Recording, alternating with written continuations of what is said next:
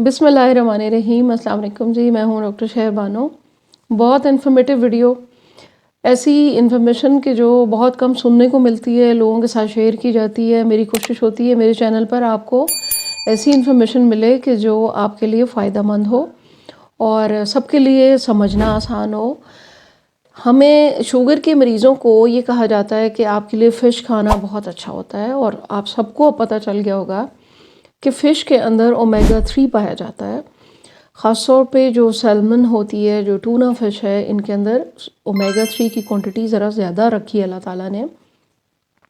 जितनी भी ऐसी मछलियाँ जिनके अंदर चिकनाई ज़्यादा होती है, उसके अंदर ओमेगा 3 ज़्यादा होता है। ओमेगा 3 आपके शुगर को भी मेंटेन रखता है, आपके हार्ट हेल्थ के लिए बहुत अच्छा होता है, आपकी आर्टरीज़ के लिए बहुत अच्छा होता है।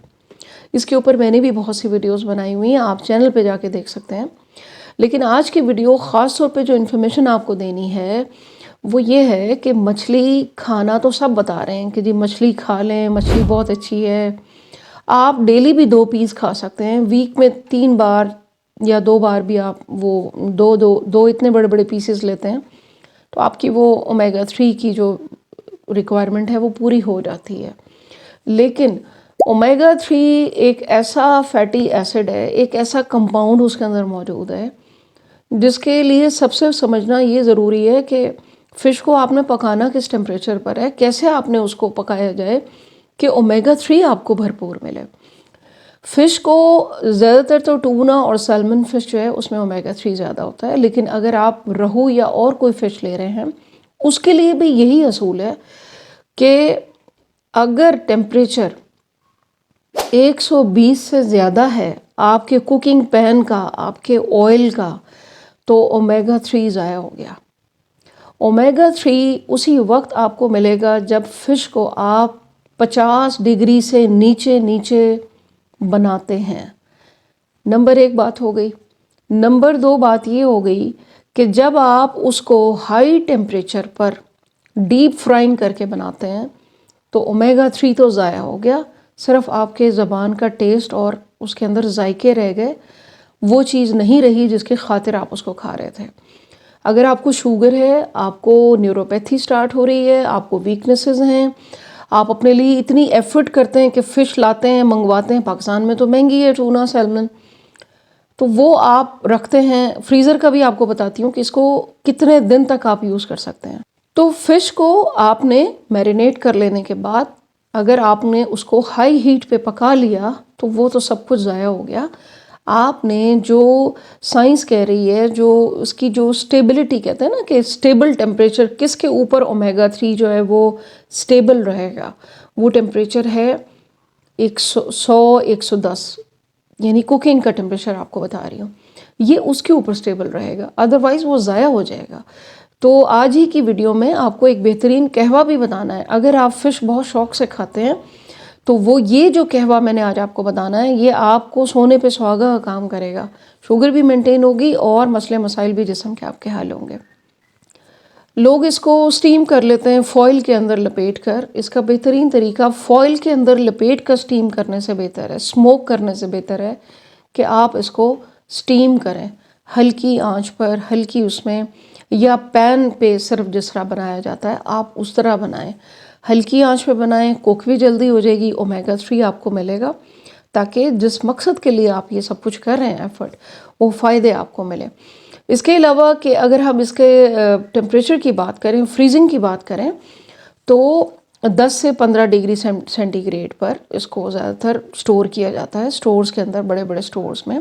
हम जो टेम्परेचर इस्तेमाल करते हैं फ्रिज वगैरह में, उसका टेम्परेचर तो -1 से भी कम होता है, तो वो फिर फ्रीजिंग हो जाती है। उसमें आप 1 या 2 दिन से ज़्यादा फ़िश को अगर रखेंगे तो उसमें भी आपका ओमेगा 3 जो है वो वेस्ट होने का ख़तरा है।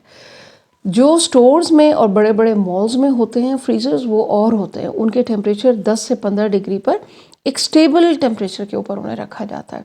लेकिन जब आप घर ले आते हैं तो उनको आप बहुत ज़्यादा लंबे टाइम के लिए फ्रीज ना करें, 1 दिन, 2 दिन, 3 दिन बस, उसके बाद आप उसको बना लें। और अगर आप फ्रेश बनाएंगे तो वो आपको ज़्यादा फ़ायदा देगा। इसी वीडियो में आपको जो मैंने कहवा बताना है, जिसके ऊपर रिसर्चेस भी आ रही हैं, विटामिन बी आपको पता है कि इसी तरह हाई टेम्परेचर पे वेस्ट हो जाते हैं। وٹامن بچانے کے لیے خاص طور پر وٹامن سی جو ہے وہ بہت سینسٹیو ہے ہیٹ سے. وٹامن سی کو بھی اگر آپ ہائی ہیٹ پہ کوک کرتے ہیں تو وہ بھی ویسٹ ہو جائے گا، اس کا بھی کوئی فائدہ نہیں ہے.